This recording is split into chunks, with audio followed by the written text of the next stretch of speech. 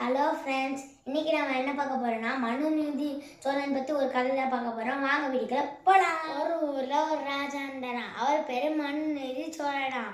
அவர் ஒரு நாள் ஒரு மணியை உருவாக்குனாராம். அது பேர் தான் ஆராய்ச்சி மணியா. அந்த ஆராய்ச்சி மணியை யார் அடிக்கிறாங்களோ அவங்களுக்கு நீதி தேவைன்னு அர்த்தமா.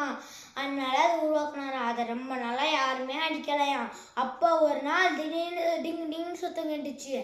ராஜாவும் அவங்க மந்திரியும் போய் பார்த்தாங்களாம். போய் பார்த்தா ஒரு மாடு அழுதுகிட்டே அடிச்சுக்கிட்டு இருந்துச்சான். என்னது இது, இந்த மாடு அடிக்குன்னு சொல்லிட்டு மாடை விசாரித்து பார்த்ததுல அந்த மன்னரோட பையன்தான் தேர்காலிட்டு கொண்டார் அந்த மாடோட கண்ணுக்குட்டிய. அதனால அந்த மன்னர் கொஞ்சம் கூட யோசிக்காம அவரோட மயனையே அந்த கண்ணுக்குட்டி இருந்த அதே இடத்துல தேர்காலிட்டு கொண்டாராம். பாய் பாய், இன்னைக்கு கதை முடிஞ்சிருச்சு. அதனால தான் அந்த மனுநீதி சோழனுக்கு அந்த மாதிரி பேர் வந்துச்சு. பாய்.